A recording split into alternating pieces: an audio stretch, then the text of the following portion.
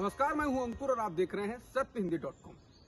सत्य हिंदी की खबरें शुरू करें उससे पहले आपको यह बता दें, जैसा कि आपको पता भी होगा कि सत्य हिंदी का ऐप आ चुका है और उसको डाउनलोड करने के लिए आपको इस वीडियो के डिस्क्रिप्शन में जाना होगा।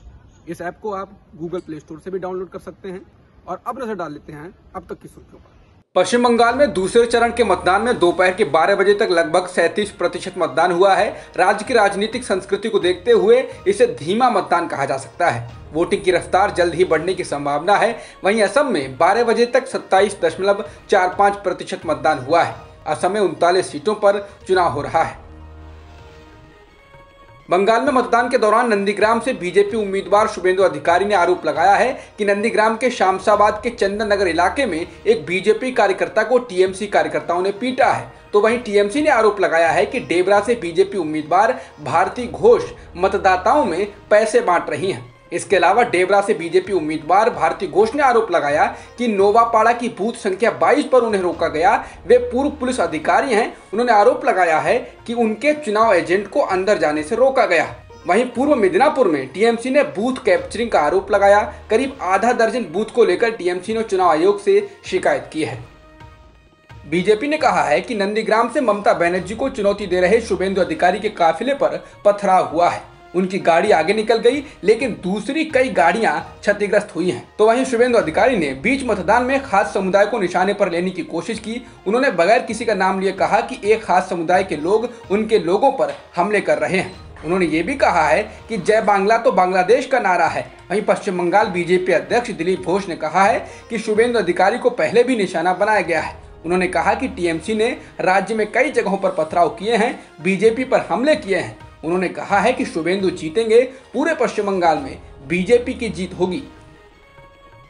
असम में दूसरे चरण का मतदान हो रहा है। इस बीच बदरुद्दीन अजमल ने प्रधानमंत्री पर तंज कसते हुए कहा है कि नरेंद्र मोदी ने कहा था कि वे बांग्लादेशी घुसपैठियों को वापस बांग्लादेश भेज देंगे। क्या पिछले 5 साल में उन्होंने 100 लोगों को भी बांग्लादेश भेजा है? बता दें, बीजेपी पूरे असम चुनाव में अजमल पर हमलावर रही है। बीजेपी ने उनको घुसपैठियों का समर्थक बताया है।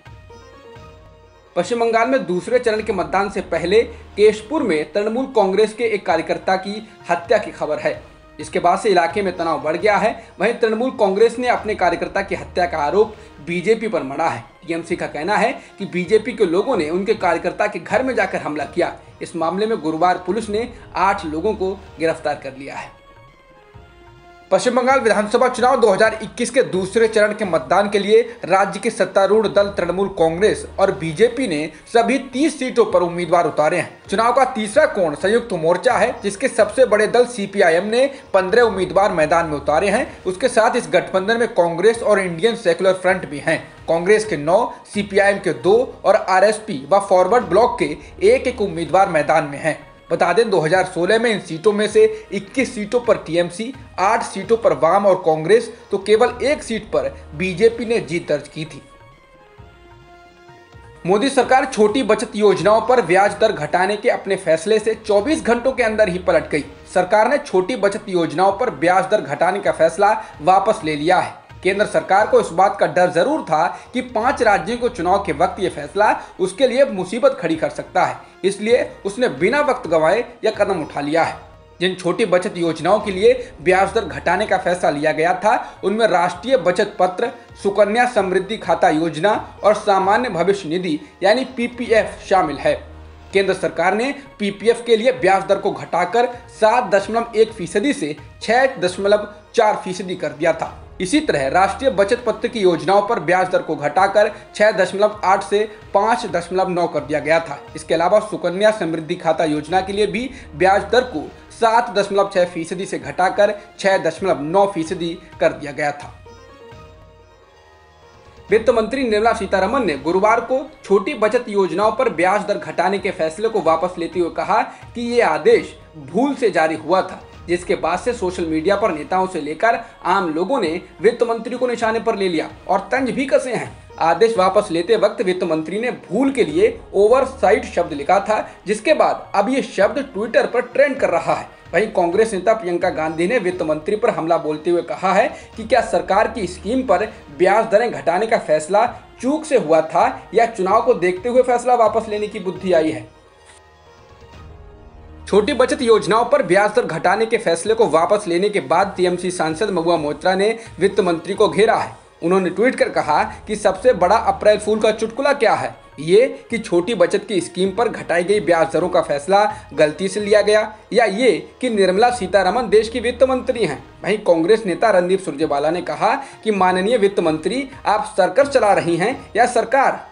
उन्होंने कहा कि आप अर्थव्यवस्था का हाल समझ सकते हैं जब करोड़ों लोगों को प्रभावित करने वाला फैसला भूल से लिया जाता हो। सुरजेवाला ने कहा कि आपके पास वित्त मंत्री बने रहने का नैतिक अधिकार नहीं रहा है।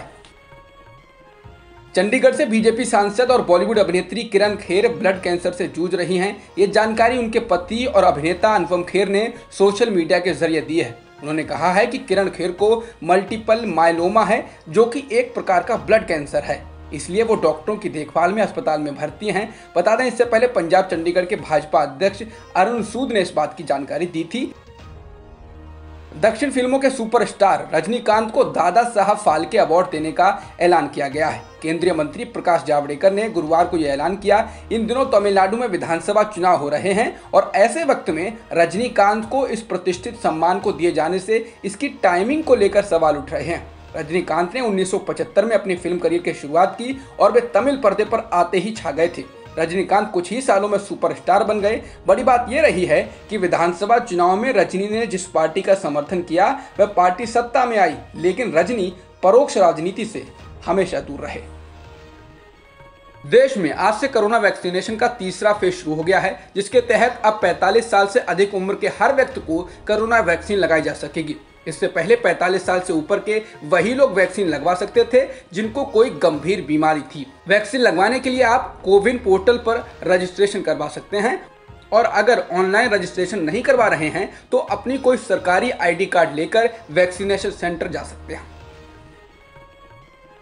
भारत में पिछले एक दिन में 457 लोगों की कोरोना वायरस के कारण जान गई है। 17 दिसंबर के बाद से एक दिन में यह सर्वाधिक मौतों का आंकड़ा है। वहीं देश में कुल मौतों की संख्या 1,63,000 के करीब हो गई है। इसके अलावा इसी दौरान 72,000 से अधिक कोरोना संक्रमण के नए मामले दर्ज किए गए हैं। महाराष्ट्र में पिछले एक दिन में 227 लोगों की मौत कोरोना वायरस के कारण हुई। इसके साथ ही महाराष्ट्र में कोरोना वायरस के कारण मरने वालों की संख्या 54,549 हो गई है। वहीं पिछले एक दिन में राज्य में 39,544 नए मामले दर्ज किए गए हैं। फ्रांस में बढ़ते कोरोना संकट को देखते हुए एक बार फिर लॉकडाउन लगाने का फैसला किया गया है। फ्रांस के राष्ट्रपति इमैनुअल मैक्रों ने कहा है कि शनिवार से 4 सप्ताह का देशव्यापी लॉकडाउन लगाया जाएगा। बता दें, फ्रांस में अब हर रोज लगभग 40,000 मामले आने लगे हैं, जिसके बाद ये फैसला किया गया है। जॉन्स हॉपकिंस यूनिवर्सिटी के अनुसार फ्रांस में अब तक कुल संक्रमितों का आंकड़ा 46 लाख के पार हो चुका है, जबकि 95,000 से ज्यादा लोगों की मौत भी हो चुकी है। अब तक की खबरों में इतना ही। बाकी खबरों के लिए बने रहिए सत्यहिंदी.com के साथ। सत्य हिंदी का ऐप डाउनलोड करें गूगल प्ले स्टोर पर।